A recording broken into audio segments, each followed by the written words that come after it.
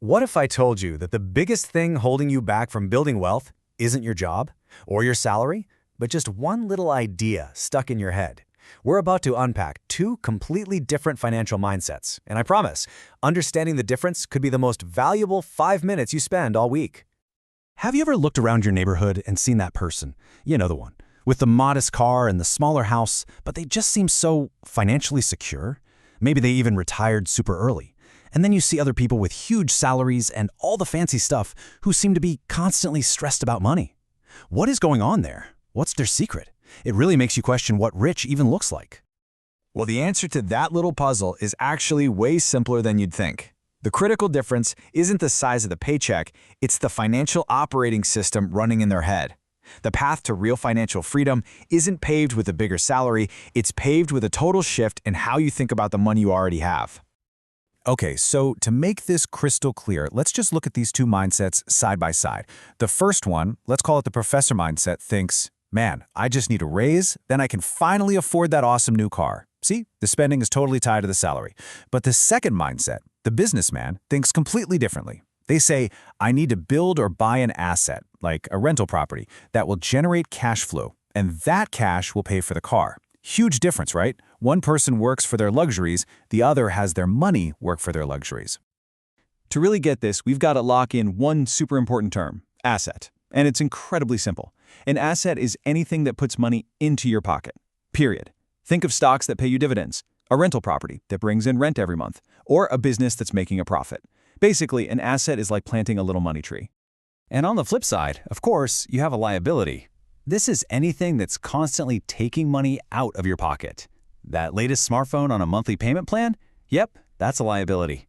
A fancy car with high insurance and those monthly payments? Total liability. It's anything that just drains your money away over time. So this is the cash flow trap that keeps so many people stuck. You earn an income, and what happens? It immediately goes out the door to buy liabilities.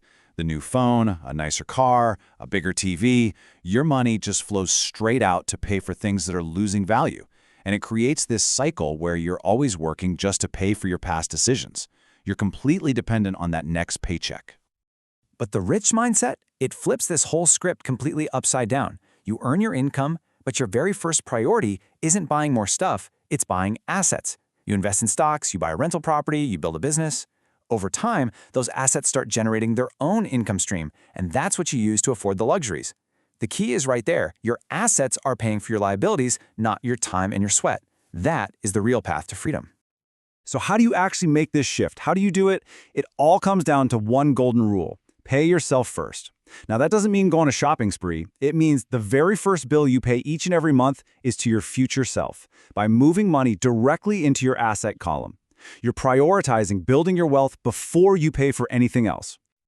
And to make this really concrete, what does paying yourself first actually look like? Well, a great place to start is to automate saving and investing a minimum of 20% of your income. That's right. Before rent, before groceries, before any other bill gets paid, a fifth of your income goes straight to work for you, building up that asset base. This single habit is the most powerful engine for creating wealth. It's a game changer. So this whole thing really comes down to one simple question you can start asking yourself before your next big purchase. Is this an asset or is it a liability? Is this thing going to put money in my pocket or is it going to take money out? The choices you make from this day forward, just based on the answer to that simple question, are what will ultimately shape your entire financial future.